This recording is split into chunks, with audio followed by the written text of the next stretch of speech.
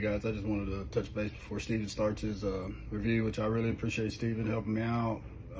Does a really lot better job than I do talking, so I appreciate that. But I also want everybody to know, in case you missed it, Steven kills black coyotes. In every picture that he sends and every video that he does. If you didn't know that Steven Poole killed black coyotes, now you do. All right, let's get to the review. What's happening, guys? So John sent me over an AGM Friday to kick the tires on, try it out a little bit. This is the AGM Varmint V2 LRF, 384, 35 millimeter. Honestly, I wasn't real sure what to think. I've been running 1024 for a minute. So I was like, oh man, 384. But I'll admit, it wasn't great conditions Saturday when we hunted. And I tell you, that thing has a solid little image for a 384 scope. Overall functions on it, real good. Of course, I'm like any other these guys. I'd open the box up, put the scope on, went to the range, sighted it in, left the directions inside the box. So, but within about 5 minutes, I went through the buttons on the scope, figured everything out. Nothing hard about it. As far as the overall, I think some of the buttons on the side have multifunction, but like I say, after pushing on them a few times, figured it out. Not a problem.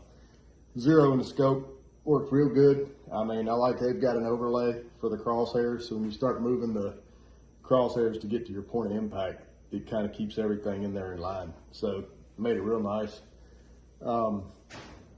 I was hunting that night, like I say, everything was kind of slow till the last set, and they lit up, and we had to move 2 or 3 times to get on them. Finally got one in the scope, knocked it down. I will say it's a 3-power base mag on this scope.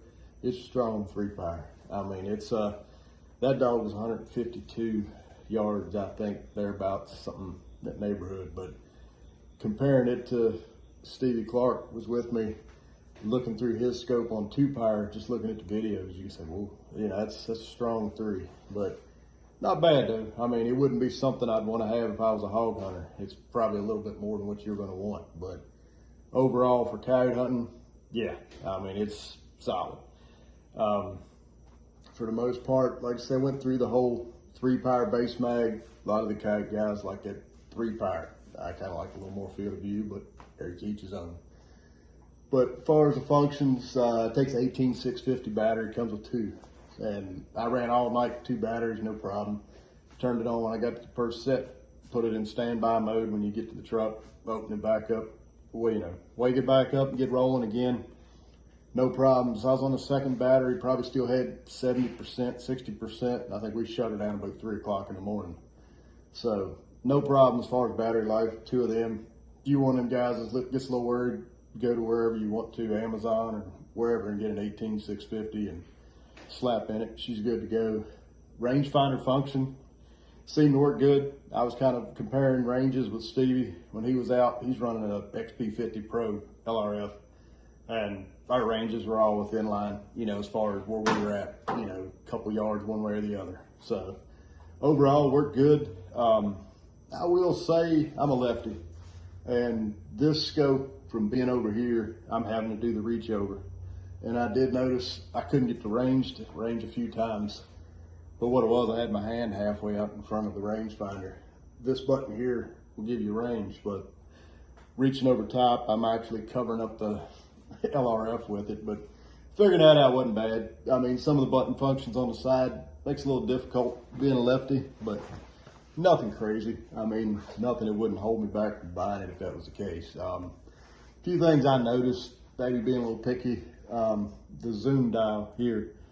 Every now and again you could hit that zoom and it would go from like 3, go past 6, go all the way to the 12 power, and then you had to back it back down. It just wasn't quite as positive as I was thinking it would be. And it may just be a matter of running the scope more. That's just, like I say, that was about the only thing I could think of.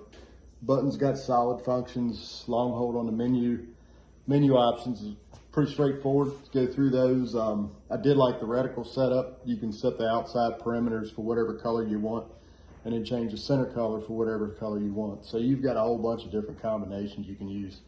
The reticle's got a real light fine, doesn't cover up a lot of the target, as far as that was one of my biggest gripes with some of the other scopes is the reticles are too heavy. You get out of range and, you know, the picture-in-picture reticle doesn't change.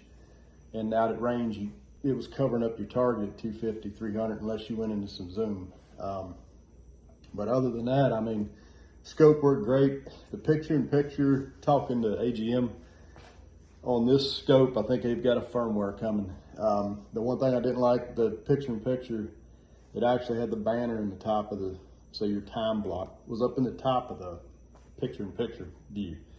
So I ran it for the most part with no picture-in-picture on it. They said that was something they were going to fix. Most of the other AGMs, I don't think they had any issues with it. It's just this Varmint scope is the one that had the problem. And I mean, it's something you can work around. It was just something I didn't care to stare at, looking and seeing it was 12, 15 in the top of the scope right above your CAG. It just wasn't. So I just ran the normal. And in all honesty, I was running base mag at 150 yards and I didn't feel like I needed any more. Other than that, I mean, for the most part, great scope. I mean, it's probably geared for that guy that's, you know, $26.99. It's thinking about getting into hunting. Doesn't really know if he's going to do it a whole lot. It's got a good image for $2,700 with an LRF. I mean, when you start comparing it to some of the other ones on the market, you know, you've got the scopes that hit in that 23, 24, 2,500 range for a 384.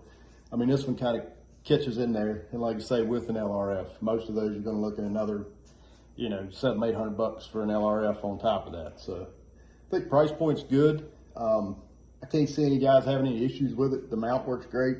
If you're on a bolt gun, I think you've got enough relief here where you can mount up in the front to get it farther back for eye relief. But overall, like I say, function of the scope, build of it, everything seems solid.